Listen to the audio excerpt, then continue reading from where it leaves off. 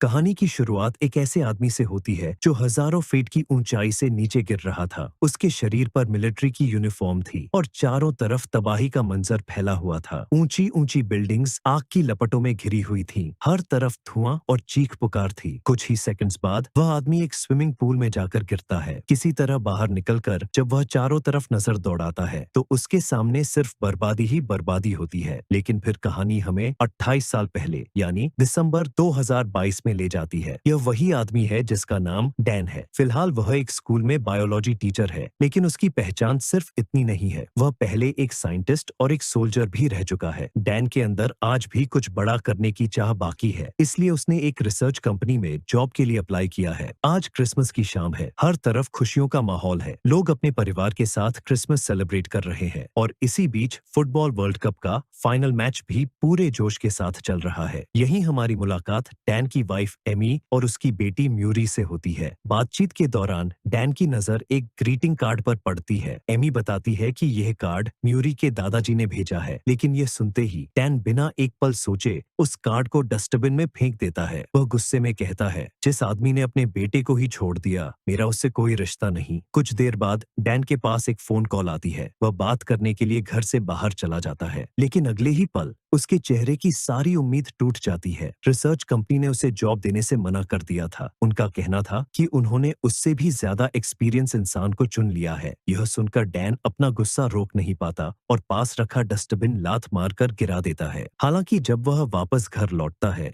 तो अपने परिवार के सामने ऐसे पेश आता है जैसे कुछ हुआ ही न हो। वह अपनी निराशा किसी को महसूस नहीं होने देता। तभी मयूरी अपने पापा से मासूमियत से कहती है, पापा, मुझे भी आपकी तरह सबसे बेस्ट बनना है। डैन मुस्कुराते हुए जवाब देता है, पता है सबसे बेस्ट कौन बनता है? जो खुद से वादा करता है कि वह ऐसा काम करेगा जिसके बारे में करने की कोई सोच भी नहीं सकता। लेकिन तभी पूरी दुनिया की जिंदगी हमेशा के लिए बदल जाती है। फुटबॉल वर्ल्ड कप के फाइनल मैच के बीच जैसे ही एक प्लेयर बॉल लेकर गोल करने के लिए आगे बढ़ता है, अचानक मैदान के बीचों बीच एक तेज चमकदार रोशनी दिखाई देती है। पूरा स्टेडियम जोर से हिलने लगता है। अगले ही पल उस रोशनी में से हथियारों से लैस कई सोल्जर्स बाहर निकलते हैं। उनकी कमांडर लेफ्टिनेंट हार्ट पूरी दुनिया के सामने एक ऐसा सच बताती है जिसे सुनकर हर कोई सन्न रह जाता है। वह कहती है, हम तुम्हारे फ्यूचर से आए हैं। हमारे समय में इंसानियत ऐसी जंग लड़ रही है जो इंसानों के खिलाफ नहीं बल्कि एक खतरनाक एलियन प्रजाति के खिलाफ है। अगर कुछ नहीं बदला तो अगले 12 महीनों के अंदर पूरी मानव जाति खत्म हो जाएगी। इसलिए हमें तुम लोगों की जरूरत है। इसके बाद कहानी 12 महीने आगे बढ़ती है, जहां हमें दिखाया जाता है कि सभी सरकारें लोगों को फ्यूचर में भेजने के लिए मान गई थीं और काफी लोगों को फ्यूचर भेजा भी जाने लगा था। लेकिन सबसे डरावनी बात यह थी कि जो भी वहां जाता उनमें से सिर्फ आधे लोग ही जिंदा वापस लौट पाते थे। एक रात डैन गहरी नींद में सो रहा होता है कि तभी म्यूरी के रोने की आवाज से उसकी आंख खुल जाती है। दरअसल म्यूरी ने एक भयानक सपना देखा था जिसमें उसके मम्मी पापा दोनों को फ्यूचर में भेज दिया गया था।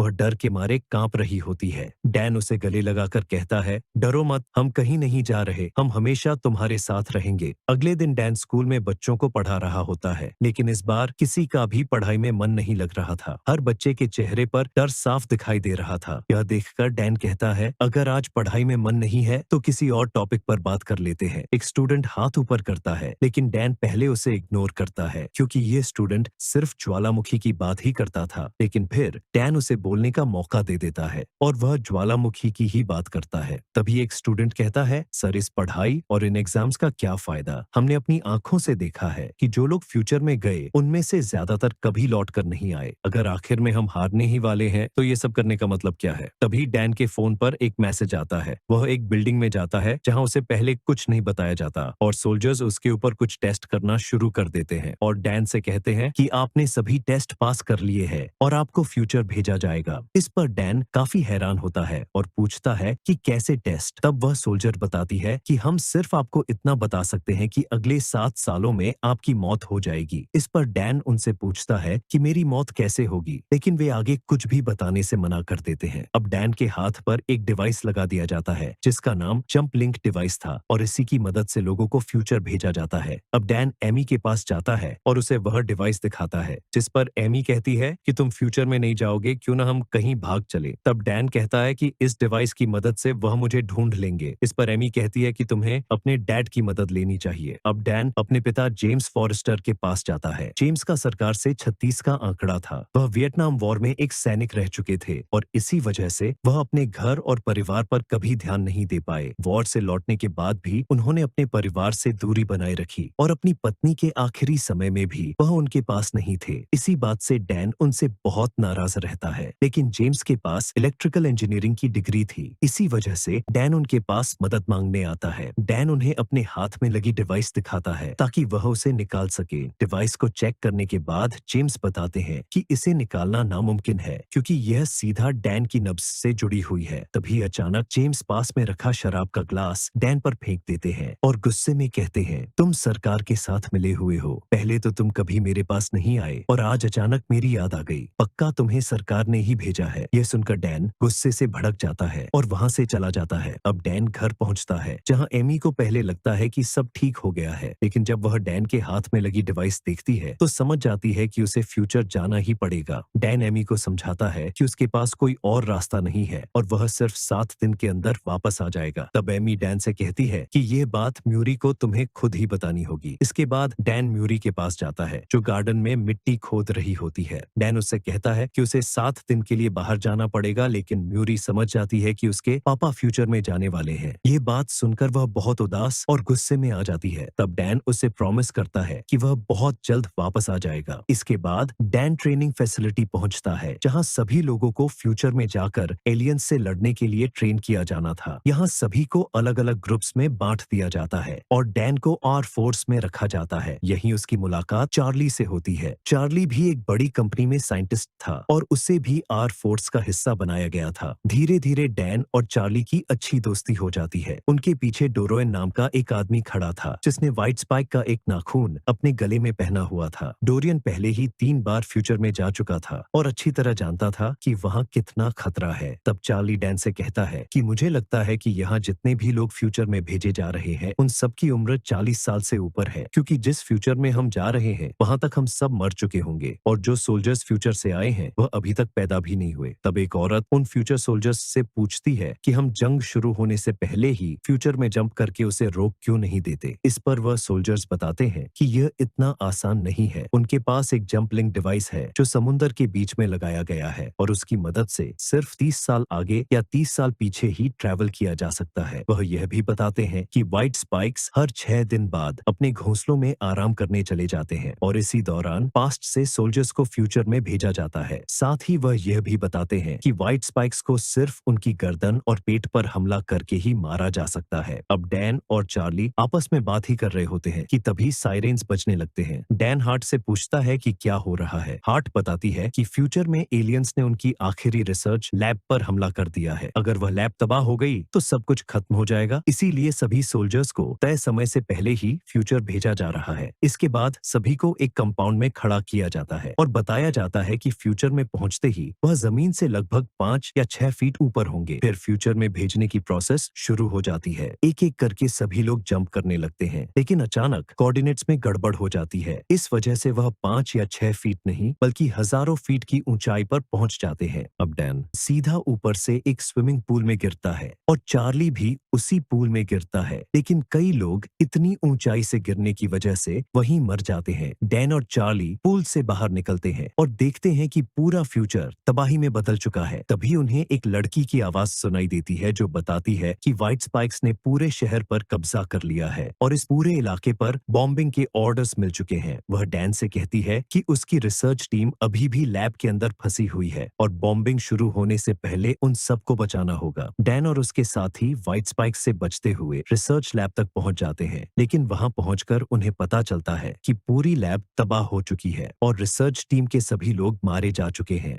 तब वह लड़की डैन से कहती है कि एलियंस को मारने के लिए बनाया गया जहर का सैंपल किसी भी कीमत पर लेकर बाहर निकालना होगा, क्योंकि बॉम्बिंग शुरू होने में बहुत कम समय बचा है। डैन लैब से सैंपल ले लेता है और सभी सीढ़ियों के रास्ते बाहर निकलने लगते हैं। तभी उन्हें एक अजीब सी आवाज सुनाई देती है। डैन ऊपर देखता है तो वहाँ एक व्हाइट स्पाइक मौजूद मौजूद था। वह अपना जहरीला डंक फेंककर डैन के एक साथी को तुरंत मार देता है। सभी उस पर फायरिंग शुरू कर देते हैं, लेकिन कुछ ही पल बाद उन्हें पता चलता है कि वहां सिर्फ एक नहीं बल्कि कई सारे व्हाइट स्पाइक्स मौजूद हैं। वह सब डैन और उसके साथियों पर हमला कर देते हैं और एक एक करके कई सोल्जर्स मारे जाने लगते हैं। लड़ते लड़ते डैन और उसके कुछ साथी नीचे पहुंच जाते हैं, लेकिन तभी एक व्हाइट स्पाइक डैन के पीछे आ जाता है। डैन उस पर फायरिंग करता है, लेकिन उसकी सारी गोलियां खत्म हो जाती हैं। मजबूरन वह पास से कुल्हाड़ी उठाकर एलियन पर हमला करता है, लेकिन कुल्हाड़ी जमीन में गड़ जाती है और वह एलियन डैन को मारने ही वाला होता है कि तभी डोरियन वक्त पर पहुंचकर उस व्हाइट स्पाइक को मार देता है और डैन की जान बचा लेता है। इसके बाद वह सब बाहर निकलते हैं, जहां पहले से भी ज्यादा व्हाइट स्पाइक्स उनका इंतजार कर रहे होते हैं और दूसरी तरफ बॉम्बिंग शुरू होने में सिर्फ कुछ ही पल बचे थे।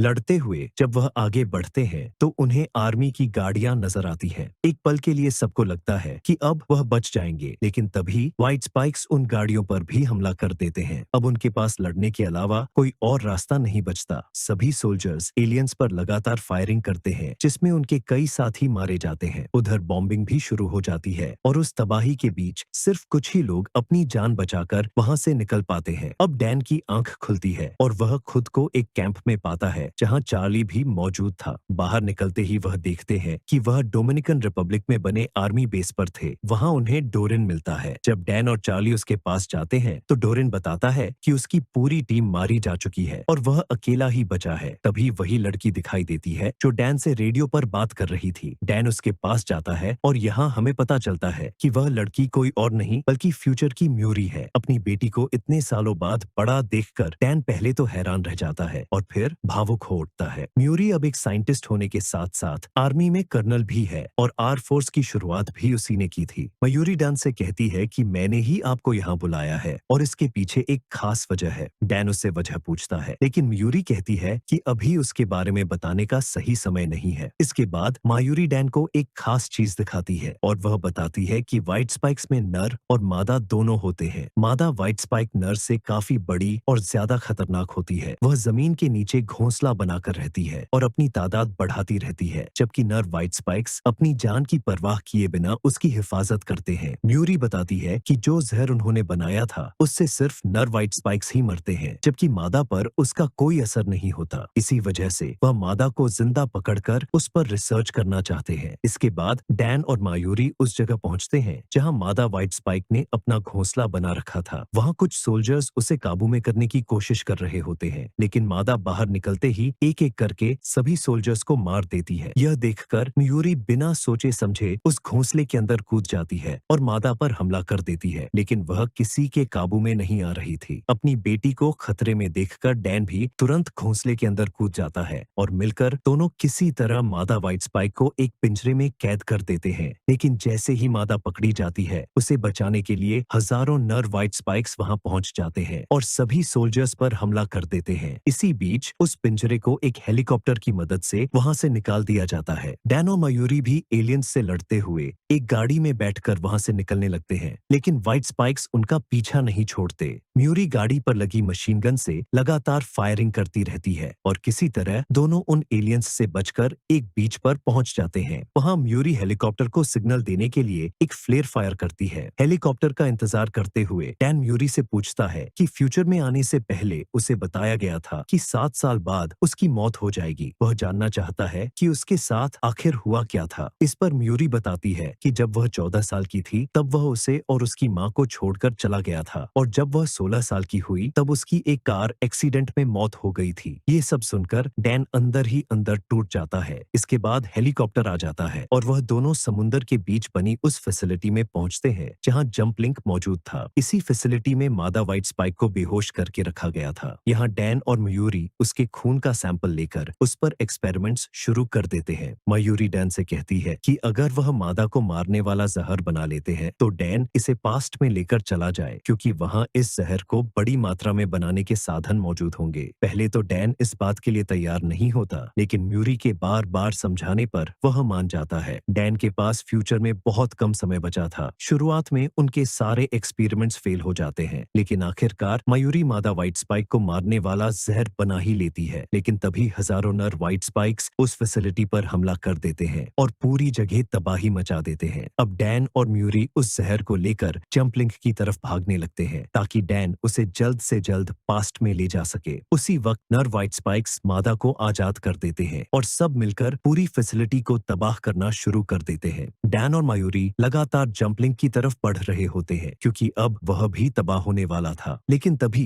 मादा व्हाइट स्पाइक म्यूरी को अपना जहरीला डंक मारकर बुरी तरह घायल कर देती है। जख्मी होने के बाद भी डैन और म्यूरी रुकते नहीं और किसी तरह आगे बढ़ते रहते हैं। लेकिन कुछ ही देर बाद मयूरी की हालत इतनी खराब हो जाती है कि वह और आगे नहीं भाग पाती। वह वहीं बैठ जाती है और डैन से कहती है कि इस जहर को पास्ट में लेकर जाइए और इस जंग को कभी शुरू मत होने दीजिए। तभी मादा व्हाइट स्पाइक वहां पहुंच जाती है और म्यूरी को खींचकर नीचे ले जाती है। डैन भी उसे बचाने के लिए उसके पीछे कूद पड़ता है, लेकिन उसी पल जंप लिंक एक्टिवेट हो जाता है और डैन पास्ट में वापस आ जाता है। डैन और बचे हुए कुछ सोल्जर्स पास्ट में लौट आते हैं। जब डैन की आंख खुलती है तो वह खुद को हॉस्पिटल में पाता है जहां चार्ली भी जिंदा था। वहां हार्ट डैन के पास आती है तो डैन उसे बताता है कि यह जहर मयूरी ने बनाया है और इससे सभी व्हाइट स्पाइक्स को मारा जा सकता है। वह हार्ट से कहता है कि इस जहर को ज्यादा से ज्यादा मात्रा में बनाकर फ्यूचर भेज दिया जाए, लेकिन हार्ट बताती है कि अब ऐसा मुमकिन नहीं है क्योंकि जंप लिंक हमेशा के लिए तबाह हो चुका है और फ्यूचर से उनका कनेक्शन टूट गया है। यह सुनकर डैन पूरी तरह टूट जाता है। इसके बाद डैन हॉस्पिटल से बाहर निकलता है जहां एमी पहले से ही उसका इंतजार कर रही थी। डैन को देखते ही वह दौड़कर उसे गले लगा लेती है। डैन अभी भी फ्यूचर में देखी हुई सभी बातों के सदमे से बाहर नहीं निकल पाया था। घर पहुंचने पर मयूरी अपने पापा के वापस आने की खुशी में एक वेलकम होम कार्ड लेकर आती है जो उसने खुद बनाया था। फ्यूचर में अपनी बेटी को मरते हुए देखने के बाद डैन उसे अपने सामने देखकर बहुत भावुक हो जाता है और उसे कसकर गले लगा लेता है।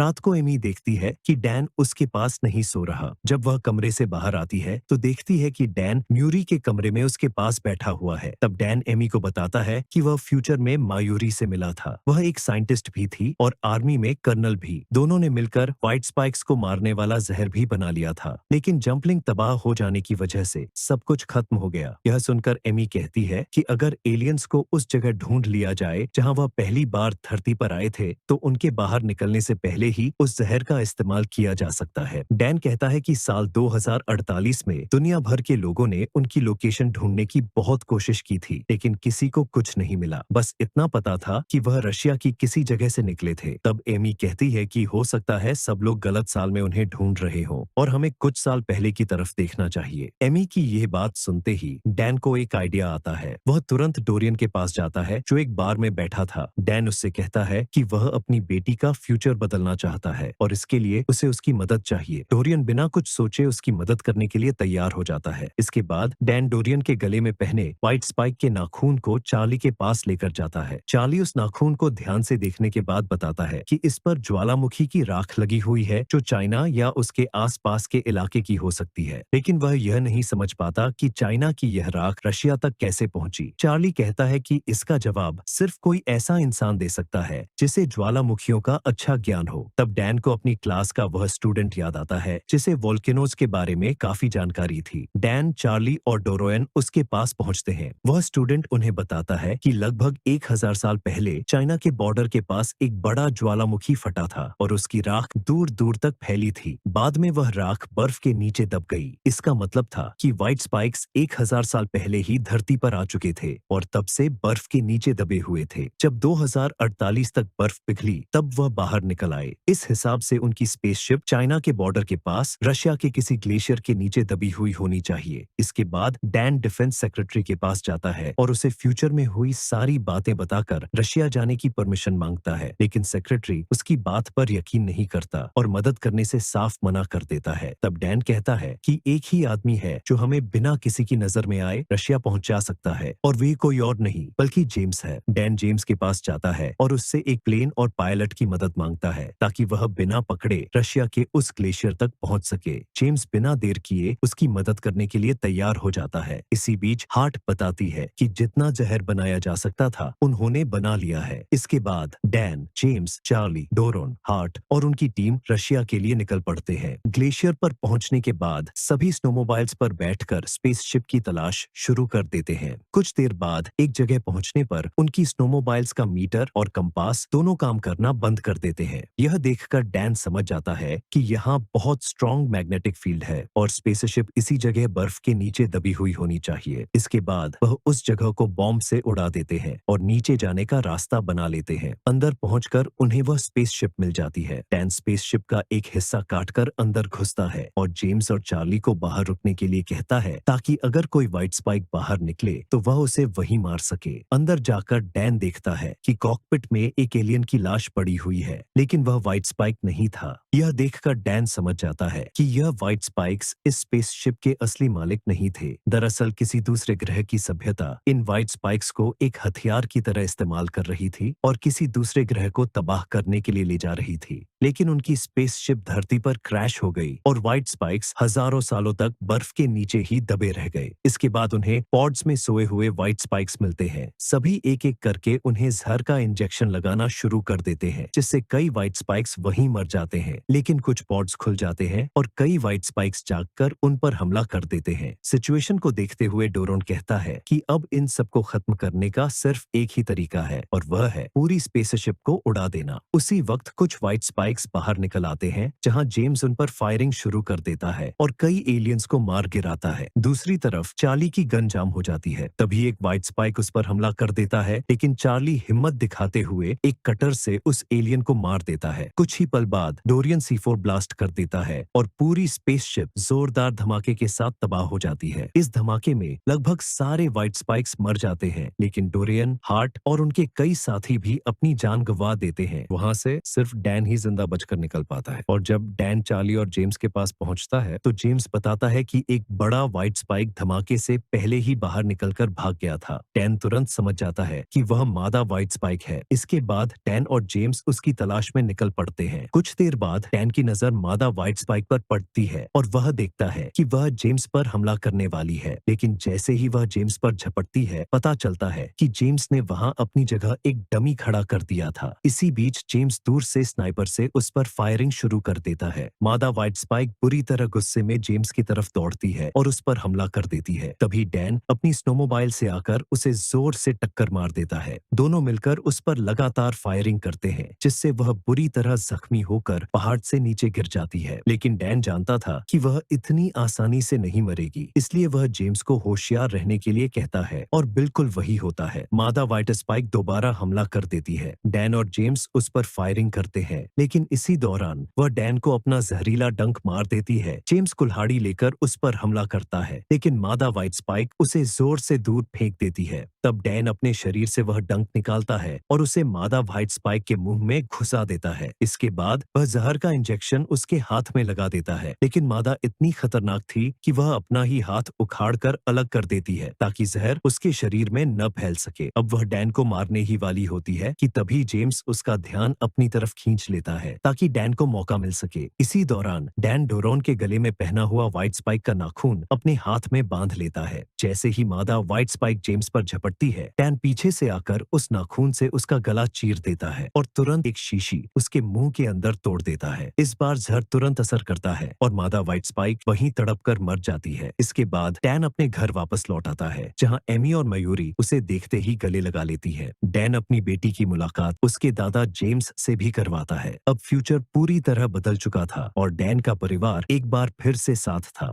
वीडियो को लाइक करें, चैनल को सब्सक्राइब करें। मैं मिलता हूं आपसे अगली वीडियो में।